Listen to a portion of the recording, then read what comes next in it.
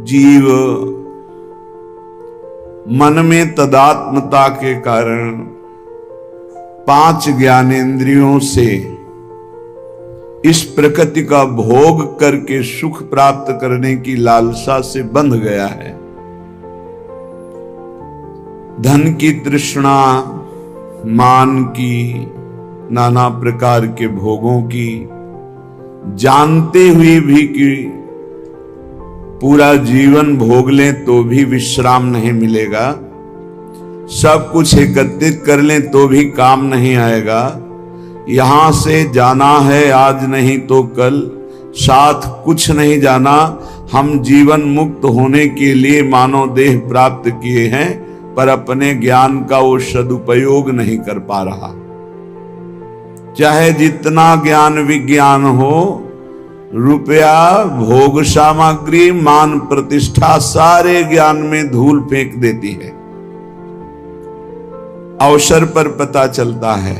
ऐसे वैराग्य और ज्ञान की वार्ता करना तो लाखों करोड़ों मुखों से हो सकती है, पर वैराग्य, भगवत अनुराग या तत्व चिंतन करोड़ों चलने वालों में कोई बिरला, 1-2 जो पाइए खोजी सब संसार।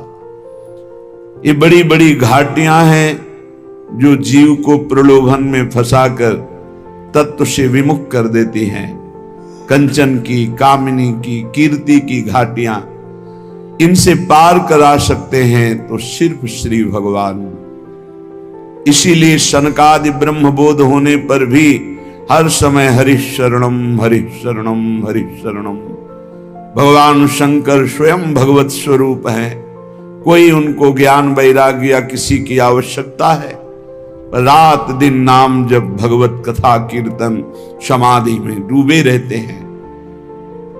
जीव को यदि परम सुख चाहिए जो खोज कर रहा है, वो ये बैठालना पड़ेगा बुद्धि में कि वो श्री भगवान के सिवा कहीं नहीं मिल सकता।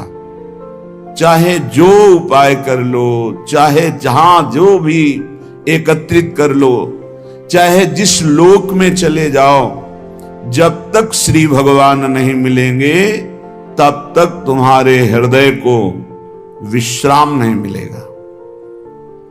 भगवान के चरणारविंद में, जैसे अपने वृंदावनवासी श्री प्रियालाल के उपासी तो श्री राधा जुग चरण निवास, जब तक गोरे चरणारविंद का सानिध्य नहीं अनुभव में आएगा तब तक भटकना ही पड़ेगा।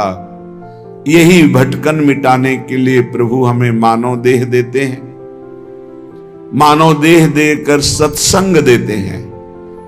सत्संग में हम अपने विचारों की पवित्रता करते हैं।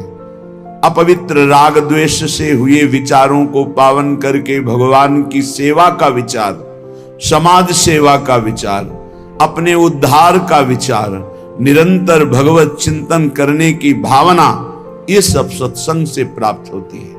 सत्संग प्राप्त होने पर भी यदि भगवत प्राप्ति की चाह नहीं प्रकट हो रही तो या आप ध्यान से सुन नहीं रहे, अपराध कर रहे, या फिर सत्संग ही नहीं है।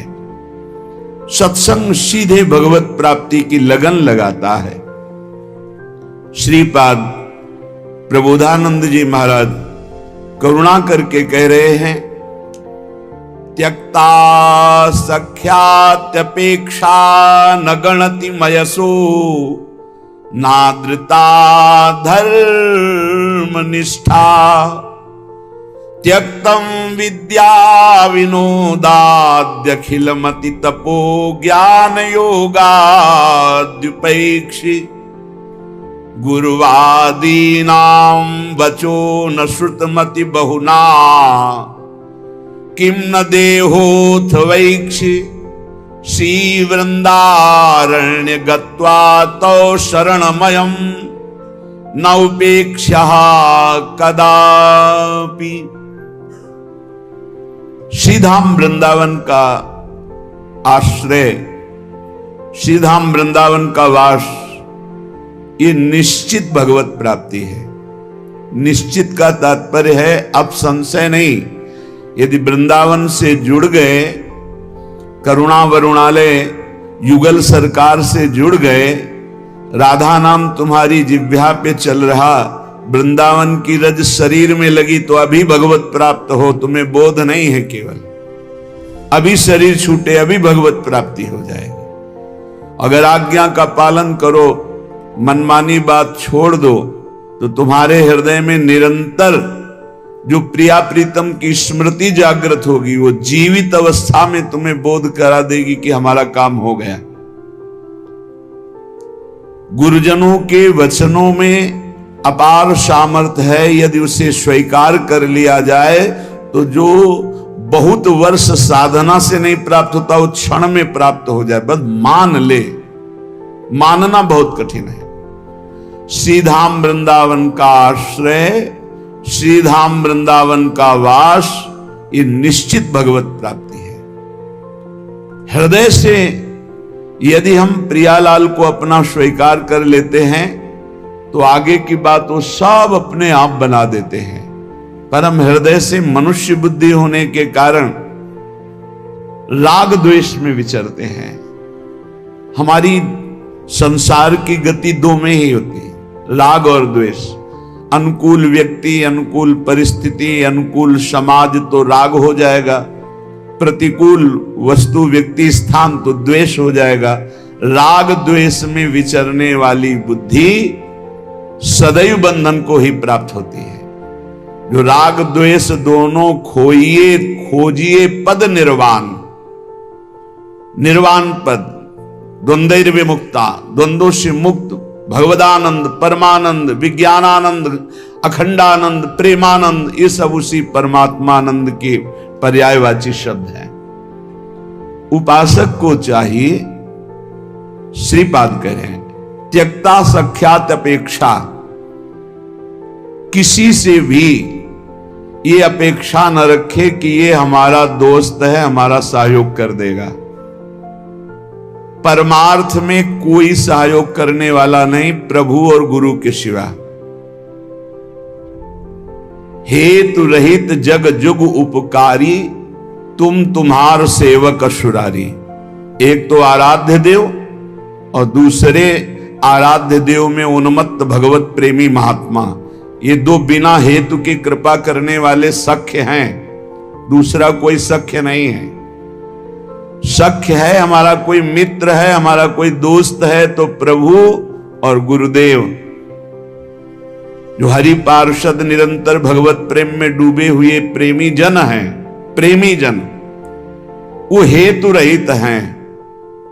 उनको तुम्हारे रुपया पैसा मान प्रतिष्ठा, तुम कौन हो, किस पद के अधिकारी हो, क्या वैभव, इससे कोई मतलब नहीं।